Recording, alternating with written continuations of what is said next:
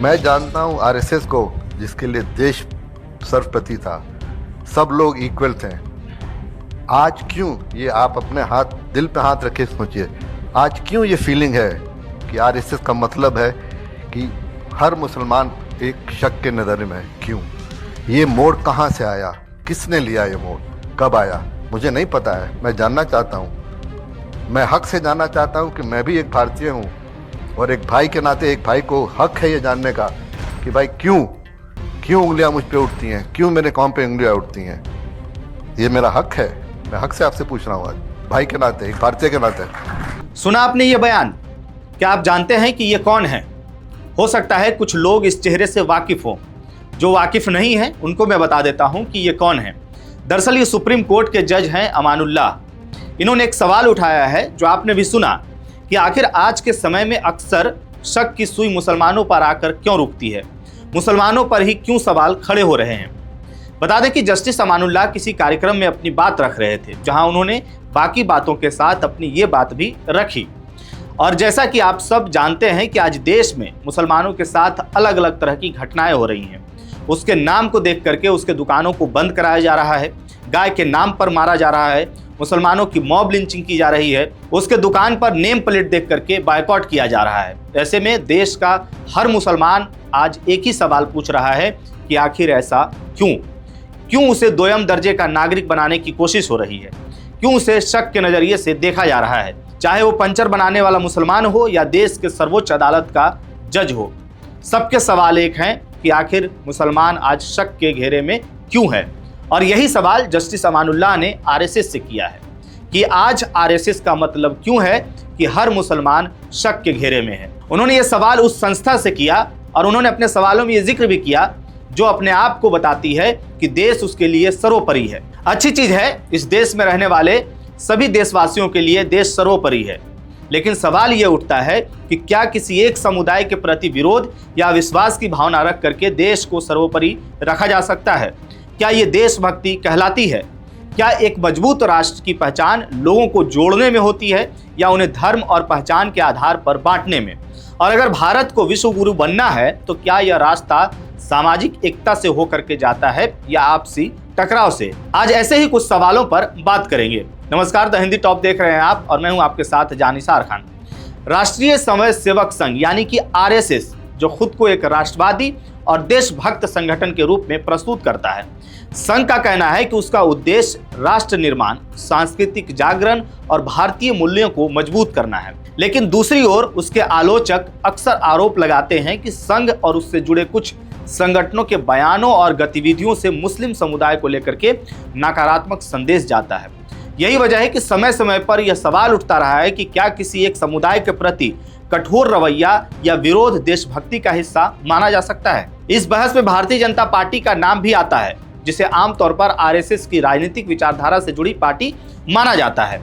आलोचकों का कहना है कि भाजपा के कुछ नेता समय समय पर ऐसे बयान देते रहते हैं जिन्हें एक विशेष समुदाय के खिलाफ नफरत फैलाने वाला या विभाजनकारी माना गया। सबसे चर्चित उदाहरण आपको बताते हैं जो 2022 में सामने आया था, जब भाजपा की तत्कालीन प्रवक्ता नुपुर शर्मा की पैगंबर मोहम्मद को लेकर के की गई टिप्पणी पर देश और विदेश में बड़ा विवाद खड़ा हो गया था।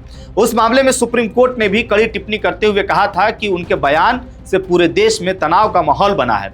और इसी तरह समय समय पर भाजपा के कुछ नेताओं के भाषण और बयान विपक्ष तथा सामाजिक संगठनों के निशाने पर आते रहते हैं। कई मामलों में आरोप लगाया गया कि चुनावी राजनीति में धार्मिक ध्रुवीकरण की कोशिश की जाती है, जबकि भाजपा इन आरोपों को खारिज करती रही है और कहती है कि उसकी राजनीति विकास और राष्ट्रवाद पर आधारित है। यहीं पर लेकिन सबसे बड़ा सवाल भी खड़ा होता है कि अगर देश की सत्ता में बैठी पार्टी के कुछ नेता ऐसे बयान देते हैं जिनसे समाज के एक वर्ग को निशाना बनाए जाने का संदेश जाता है, तो फिर दुनिया के सामने भारत की छवि कैसी बनेगी? क्या विश्व गुरु बनने का सपना केवल आर्थिक ताकत या वैश्विक प्रभाव से पूरा होगा, या फिर इसके लिए सामाजिक सौहार्द और राष्ट्रीय एकता भी उतनी ही जरूरी है? दरअसल देशभक्ति का सामान्य अर्थ देश, संविधान, जनता और राष्ट्रीय हितों के प्रति समर्पण माना जाता है। भारत जैसे विविधता वाले देश में करोड़ों हिंदू, मुसलमान, सिख, ईसाई, बौद्ध, जैन और अन्य समुदाय के लोग रहते हैं। ऐसे में सवाल उठता है कि क्या किसी भी समुदाय को शक की नज़र से देखना या उसके खिलाफ नफरत का माहौल बनाना राष्ट्रीय एकता को मजबूत करेगा या कमजोर करेगा? भारत की सबसे बड़ी ताकत उसकी विविधता मानी जाती है। दुनिया भारत को इसलिए भी पहचानती है क्योंकि यहाँ अलग अलग धर्म, भाषाएं और संस्कृतियां एक साथ रहती हैं। लेकिन जब राजनीतिक बहसों में धर्म और पहचान सबसे बड़ा मुद्दा बन जाते हैं, तब कई लोग यह सवाल उठाते हैं कि क्या इससे सामाजिक दूरी बढ़ती है? और अगर समाज के भीतर ही अविश्वास बढ़ेगा तो क्या भारत का विश्व गुरु बनने का सपना प्रभावित नहीं होगा? दिलचस्प बात यह भी है कि खुद आरएसएस प्रमुख जो मोहन भागवत हैं, वो कई बार सार्वजनिक मंचों से हिंदू मुस्लिम एकता और सामाजिक सौहार्द की बात कर चुके हैं। उन्होंने यह भी कहा कि भारत में हिंदू मुस्लिम एकता देश की जरूरत है। लेकिन आलोचकों का यहाँ पर तर्क है कि जमीनी राजनीति में कई बार ऐसे बयान और घटनाएं सामने आती हैं जो इन संदेशों के उलट दिखाई देती हैं।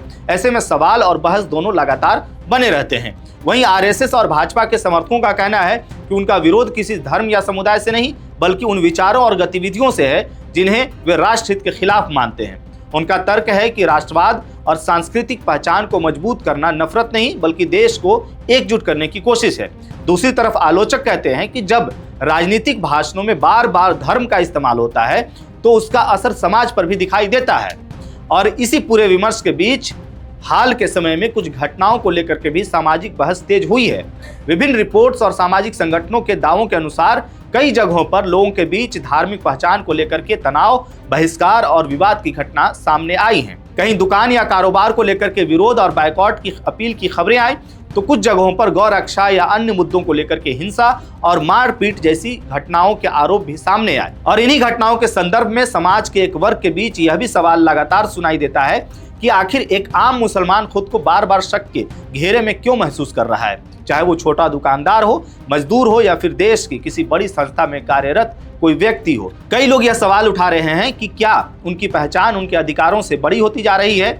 हाल ही में आपको बता दें कि न्यायपालिका से जुड़े कुछ सार्वजनिक बयानों और चर्चाओं में भी समानता, प्रतिनिधित्व और सामाजिक न्याय जैसे मुद्दे सामने आए हैं, जिन्होंने इस बहस को और भी तेज कर दिया है। और यही वजह है कि यह बहस लगातार जारी रहती है। लेकिन इस पूरे विवाद के बीच सबसे महत्वपूर्ण सवाल यही है कि क्या भारत का भविष्य टकराव में है या संवाद में है? क्या देशभक्ति का मतलब किसी समुदाय के खिलाफ खड़ा होना है या फिर सभी नागरिकों को साथ लेकर के चलना है? क्योंकि इतिहास गवाह है कि जब जब समाज बटा है तब तब देश कमजोर हुआ है, और जब जब लोग एकजुट हुए हैं तब तब भारत ने दुनिया में अपनी ताकत दिखाई है। इसलिए शायद सबसे बड़ी देशभक्ति यही हो सकती है कि मतभेदों के बावजूद देश की एकता, संविधान और सामाजिक सौहार्द को सर्वोपरि रखा जाए। फिलहाल इस खबर में इतना ही। बाकी एक आम मुसलमान क्या सोचता है और एक आम मुसलमान के लिए गैर मुस्लिम समुदाय क्या सोचता है, अपनी राय हमें कमेंट बॉक्स में जरूर बताइएगा। मेरा नाम है जानिसार खान, आप देख रहे हैं द हिंदी टॉप। वीडियो अच्छी लगे तो चैनल को सब्सक्राइब कीजिएगा और हमें इंस्टा, फेसबुक और एक्स पर भी फॉलो कीजिएगा।